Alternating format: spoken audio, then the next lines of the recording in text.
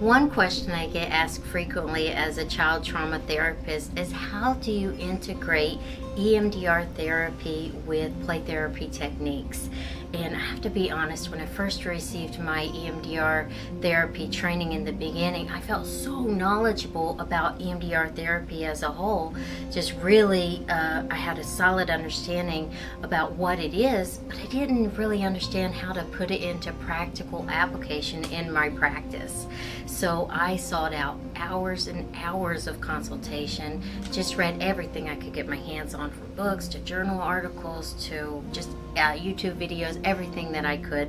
And then I just really brought it back to my practice. So I have just countless hours of experience, and I've seen it work in action, and it's amazing.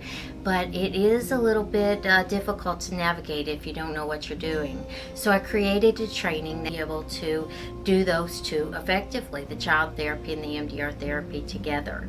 So I integrate the play therapy techniques because I'm a registered play therapist, and it works great. So I teach clinicians how to do all 8 phases with fidelity.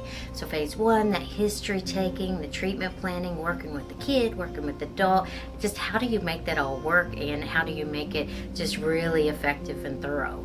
And then the phase 2, how do you prepare the child to be able to change their state, be able to relax their body when they're feeling these big feelings. So there's so many playful techniques that you can use for that.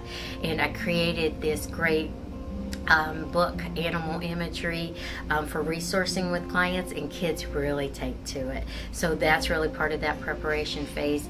And also I help the clinicians learn how to playfully create a calm place with the child, or a container, all of those pieces. That's the day 1. And then in day 2, they learn how to really carry out with fidelity phases 3 through 8, how to do that assessment and really realize what the target is, and to elicit those negative and positive cognitions, looking at the validity of the cognition and the subjective unit of the distress, to be able to really find out what emotions are in there and help the child become attuned to their body so they can recognize what physical sensations they're using. So I help clinicians learn how to do pendulation with their child clients and their teen clients, and get results really quickly.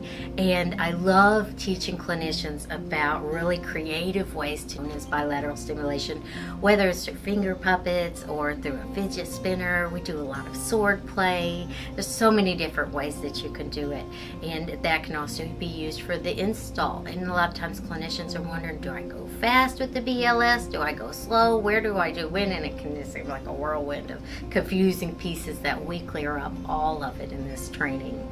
And also, one of my favorite pieces is really looking at that body scan, helping clinicians to, like the phase 6, to be able to help the child do a scan of their body and notice what they're feeling in their body. I remember when I first started out, I would say it in the way that I was trained, like, scan your body, notice any tight, tense, or any unusual sensations, and the kids would look at me like, what did you say? So I had a graphic designer create a kid-friendly body scan, and it works great. They get it. They understand what I'm talking about, and then we can work through it like that and really do the reprocessing in a real thorough, effective way with the kids.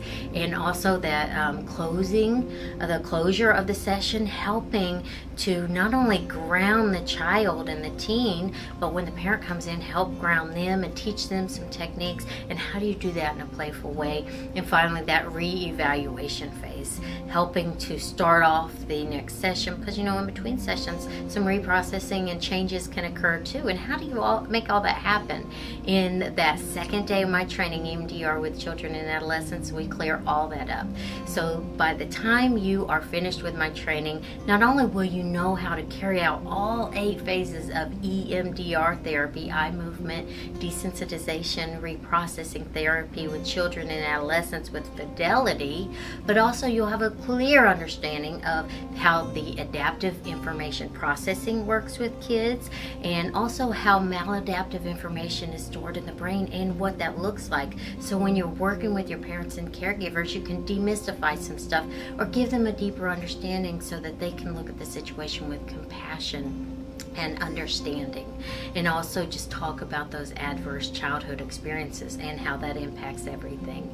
Check out my training. It's actually 2 trainings: first day phase 1 through phase 2, second day phase 3 through phase 8, and you can also find me at JackieFlynnConsulting.com or email Jackie at JackieFlynnConsulting.com. All right, thanks. Take care.